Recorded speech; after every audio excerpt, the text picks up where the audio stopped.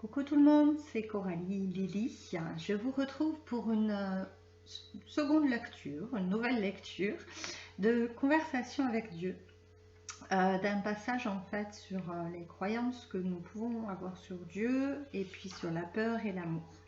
La suite en fait de la première vidéo que j'avais faite, la première audio. Allez, c'est parti, installez-vous confortablement avec une boisson chaude et puis c'est parti pour l'écoute qui commence par une question. Lorsque tu dis qu'une prière est une affirmation de ce qui est, veux-tu dire que Dieu ne fait rien, que tout ce qui arrive après une prière est le résultat de l'action de celui qui prie?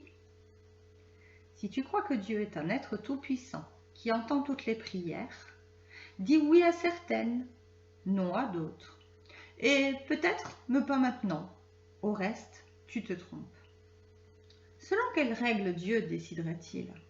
Si tu crois que Dieu est le créateur et décideur de toutes les choses dans ta vie, tu te trompes. Dieu est l'observateur et non le créateur. Et Dieu demeure prêt à t'aider à vivre ta vie, mais pas de la façon dont tu pourrais t'y attendre. Le rôle de Dieu n'est pas de créer ou de décréer les situations ou les conditions de ta vie. Dieu t'a créé à l'image et à la ressemblance de Dieu. Toi, tu as créé le reste grâce au pouvoir que Dieu t'a donné. Dieu a créé le processus de la vie et la vie même telle que tu la connais. Cependant, Dieu t'a donné le libre choix de faire ce que tu veux de la vie.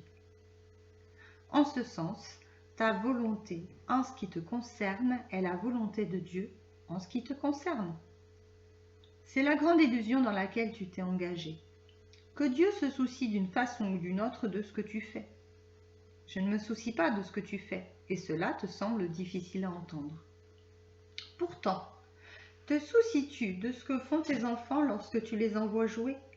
Est-il important pour toi de savoir s'ils jouent à cache-cache ou à faire semblant? Non, car tu sais qu'ils sont en parfaite sécurité. Tu les as placés dans un environnement que tu considères comme accueillant et très convenable. Bien entendu, tu espères toujours qu'ils ne se blesseront pas. Et si cela arrive, tu vas courir les aider, les soigner, leur permettre de se sentir à nouveau en sécurité, d'être à nouveau heureux et de retourner jouer le lendemain. Mais qu'ils choisissent de jouer à cache-cache ou à faire semblant, cela n'aura aucune importance pour toi le lendemain non plus.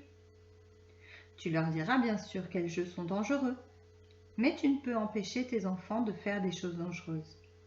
Pas toujours, pas indéfiniment, pas à chaque instant de leur vie. Un parent intelligent sait cela. Et pourtant, ce parent ne cesse jamais de se soucier du résultat.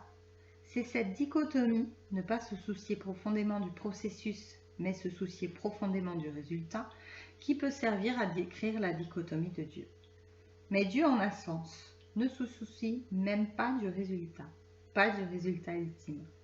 C'est parce que le résultat ultime est assuré.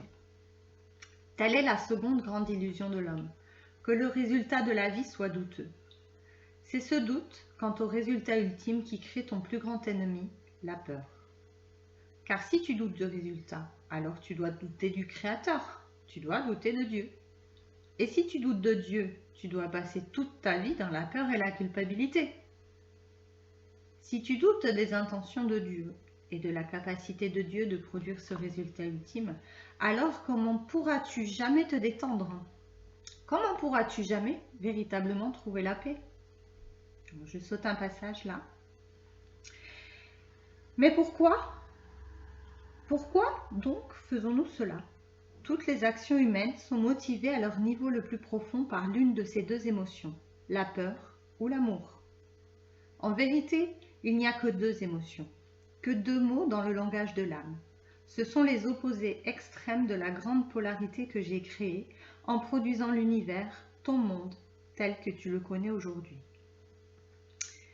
Chaque pensée humaine et chaque action humaine est fondée soit sur l'amour, soit sur la peur. En réalité, il n'y a pas d'autre motivation et toutes les autres idées sont dérivées de ces deux-là. Ce ne sont que des versions différentes, des tournures différentes du même thème. Pense-y. Et tu verras bien que c'est vrai. C'est ce que j'ai appelé la pensée racine. c'est soit une pensée d'amour, soit de peur. C'est la pensée derrière la pensée, derrière la pensée. C'est la première pensée. C'est la force première, c'est l'énergie brute qui propulse le moteur de l'expérience humaine. Voilà, c'est tout pour aujourd'hui. Je vous ferai un nouveau partage très vite. À tout bientôt. Ciao, ciao.